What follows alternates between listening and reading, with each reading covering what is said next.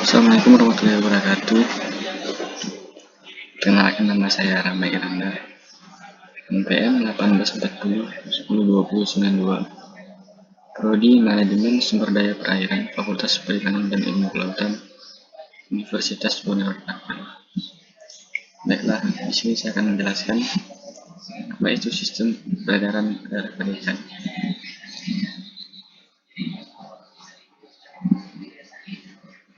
Seperti kita tahu, ikan merupakan anggota vertebrata quadriloteremik atau berdarah dingin yang hidup di air dan bernafas dengan insang.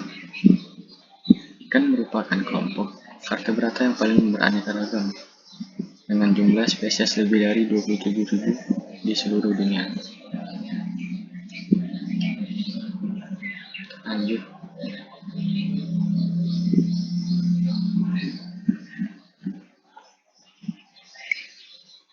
Sistem peredaran ikan. Di sini ada 5 sistem peredaran darah pada ikan. Yang pertama itu jantung. Jantung ini dibagi-bagi menjadi 3, yaitu arterium, vertikal, dan sinus venosus. Arterium ialah sebuah ruangan di dalam jantung ikan berdinding tipis. Darah yang terdapat dalam atrium akan melewati anteroventrikular, lalu masuk dalam rongga ventrikel. Anteroventrikular mempunyai semacam katup atau klep yang bisa mencegah aliran darah sehingga kembali ke rongga atrium. Vertikal. Vertikal ini sebuah ruangan dalam jantung ikan berdinding tebal. Ventrikel hanya akan menerima darah yang menyalur ke atrium.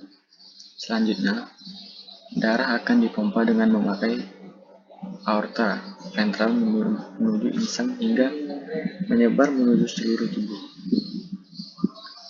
Sinus venosus, di mana ruangan tambahan yang ada di dalam jantung ikan dengan dinding tipis dan juga nyaris tanpa mengandung jaringan otot.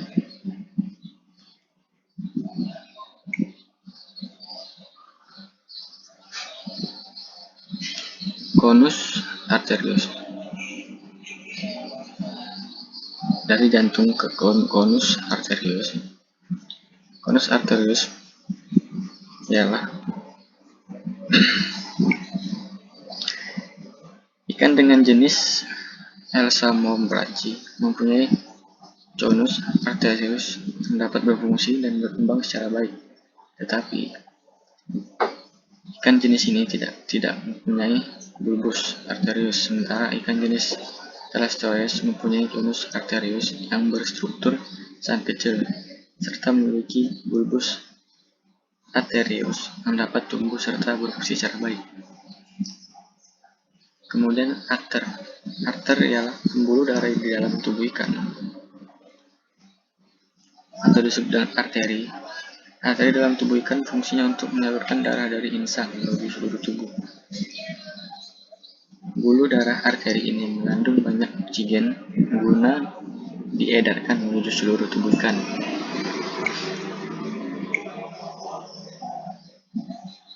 Arteri di dalam tubuh ikan terdiri atas 3 buah lapisan, yakni ada intima, endothelium, serta subdentohelium. Kemudian vena. Vena ialah pembuluh darah yang berada dalam tubuh ikan dan fungsinya sebagai pembuluh darah, yakni baik yang aliran menuju ke jantung. Vena mempunyai dinding lebih tipis daripada arteri atau arter, tetapi ukuran rongganya lebih besar. Dinding vena paling elastis dan aktif ketika berkontraksi sehingga dapat memompa darah hingga ke jantung. Yang terakhir, kapiler.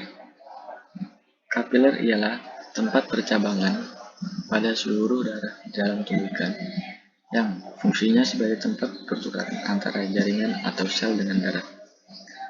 Kapiler yang berada dalam tubuh ikan ada 3 macam, yakni kapiler kontinu, kapiler diskontinu, dan kapiler berpori.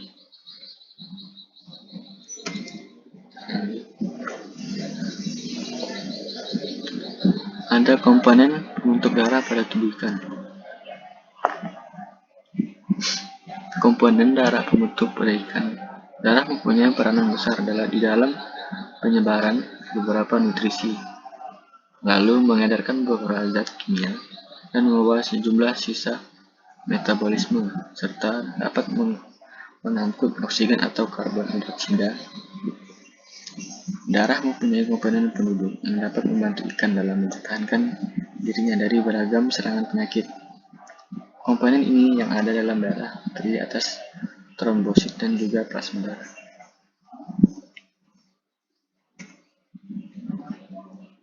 Sel darah yang terbentuk plasma darah diantaranya ada eritrosit, leukosit, dan trombosit.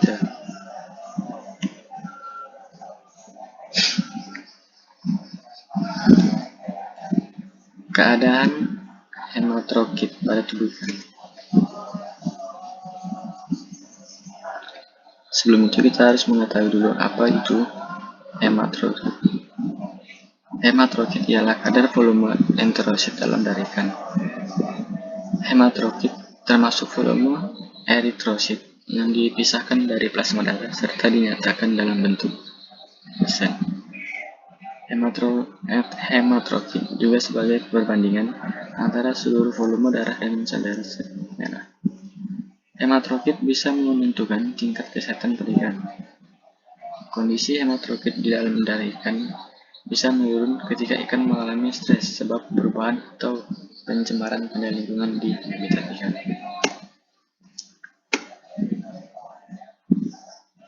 Mungkin sampai di sini saja penjelasan dari saya. Kurang dan lebihnya dimaafkan.